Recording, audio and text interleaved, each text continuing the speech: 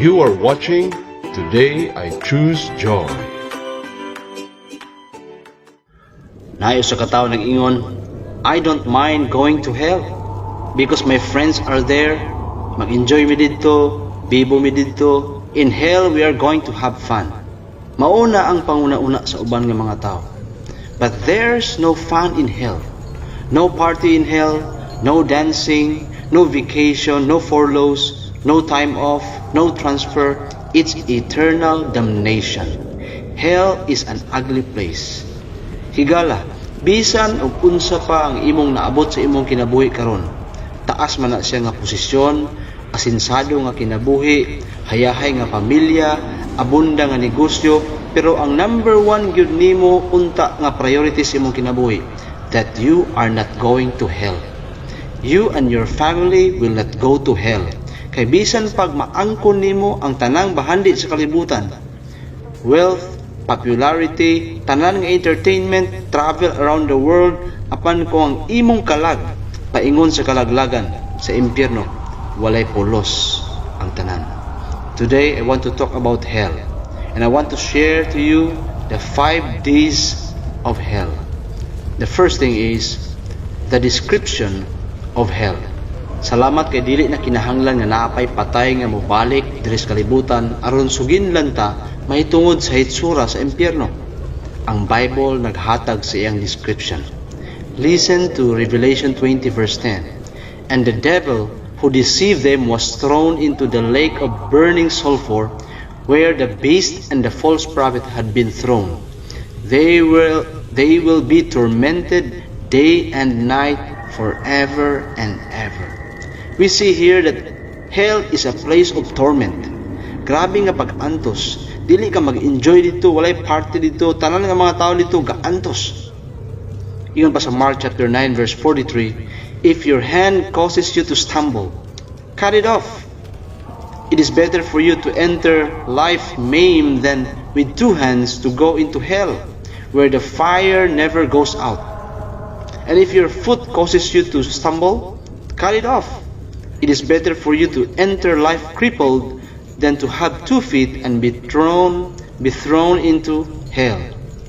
And if your eye causes you to stumble, pluck it out.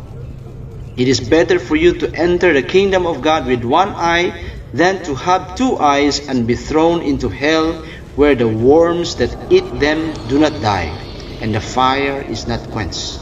Nakita na to dre ang ngilngig description higala that hell is a place of unquenchable fire. The fire never goes out. Dili mapalo ang kalayo. And there are worms that will never die. Mga ulod nga mo torture, mo tabang og torture sa imuha dito sa impyerno.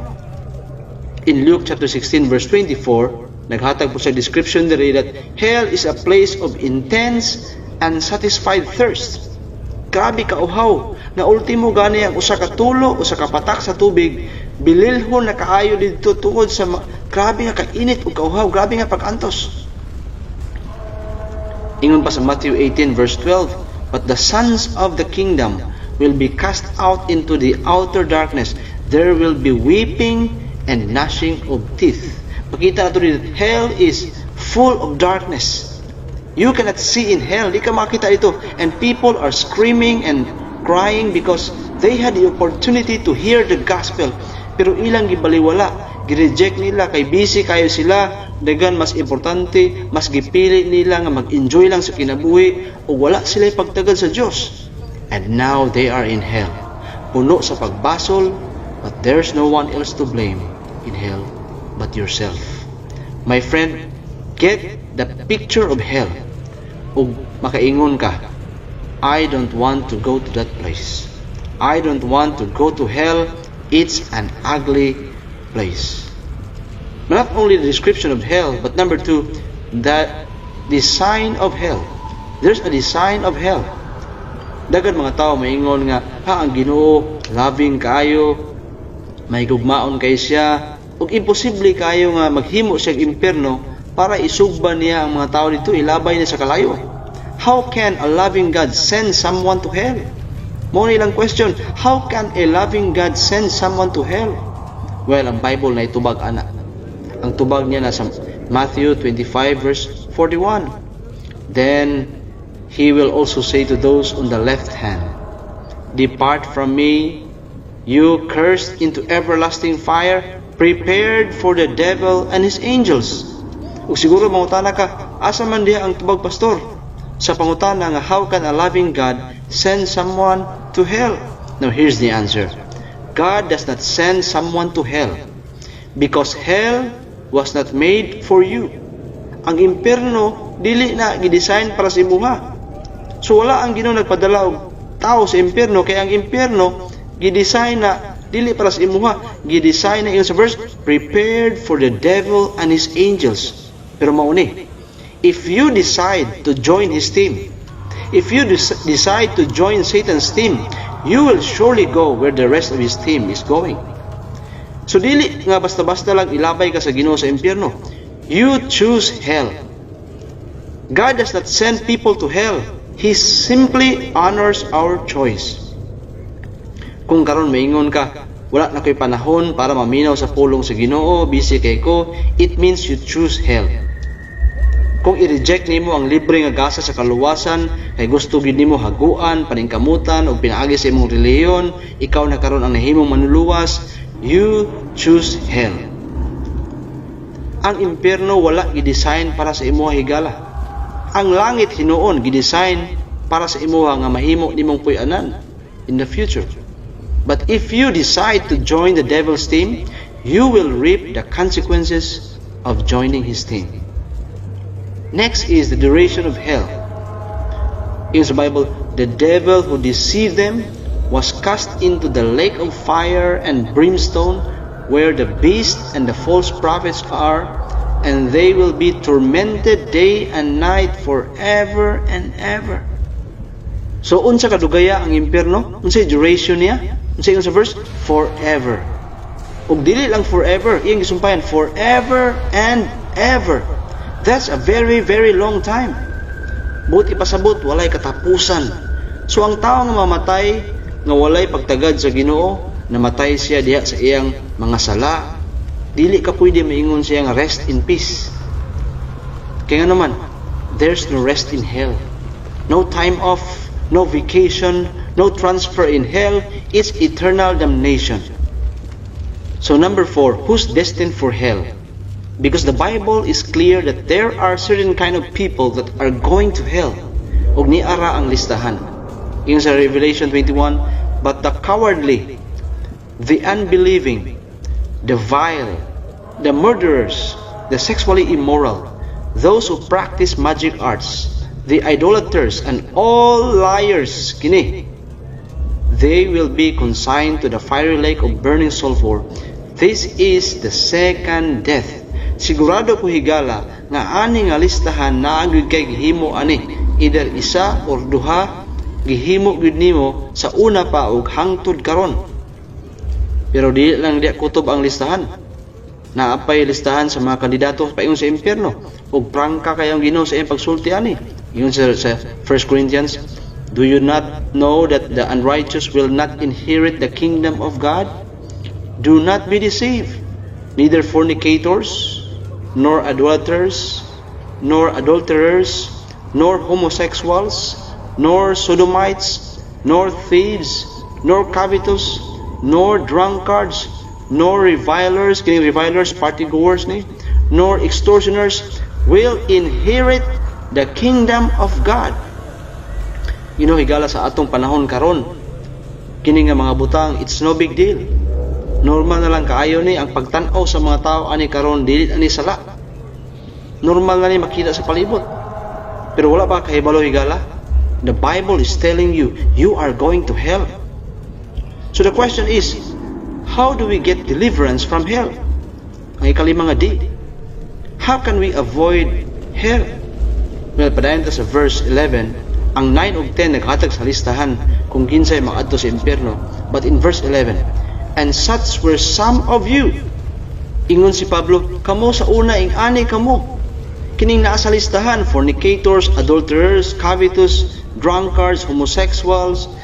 Kining naa sa listahan, mao ning inyong kinabuhi. Pero iyang gisumpayan, but, apan, or pero, but you were washed. Ang una da, you were washed. He cleaned you up. Gihugasan kaniya sa iyang hamiling dugo. Maski unsa pa kahugaw karon igsuon higala, kaya kalimpyuhan sa Ginoo. He will clean you up from the inside out. Tugutis siya nga maghinlo sa imong kinabuhi.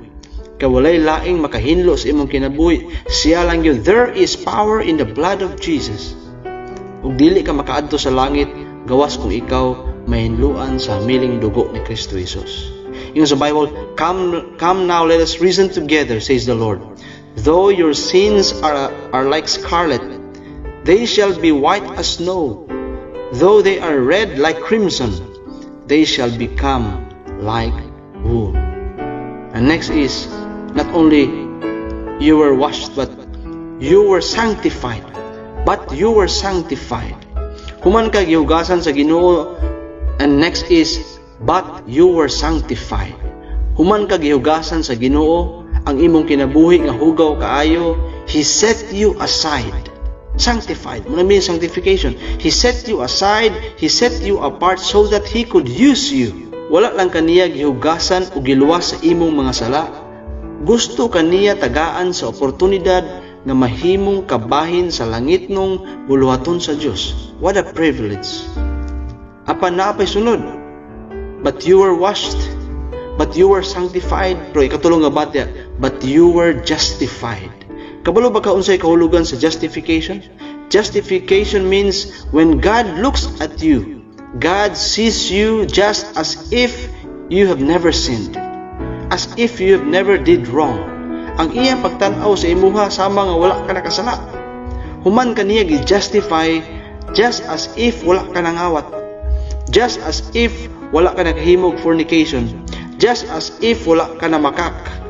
When God looks at you, He sees all sin removed. Kaya ang pulong sa Ginoo nagaingon, for I will forgive their wickedness and will remember their sins no more. Ingon pagin sa Psalms, as far as the east is from the west, so far has He removed our transgression from us. Karon nga adlaw higala, kabalo ko, daghan ka gusto nga maadtuan nga lugar. Daghan ka gusto nga masuruyan nga lugar. But I'm sure that you don't want to go to hell. Himuha kini nga pag-ampo igsoon. Kung dili ka gusto makaadto sa impierno, himuha kini nga pag-ampo. Diha sa imong gilingkuran karon, musabat ka kanako, sunda kini nga prayer diha sa imong kasing-kasing. Ug mao kini nga pag-ampo. Ginoo, usa ako ka makasala. Hugaw ako sa imong atubangan. But there is power in the blood of Jesus. Hugasi ako karon Ginoo sa imong gamhanang dugo. Ug tuuhan ako nga ikaw lamang ang makaluwas kanako gikan sa impierno. Ug wala ni lain pa.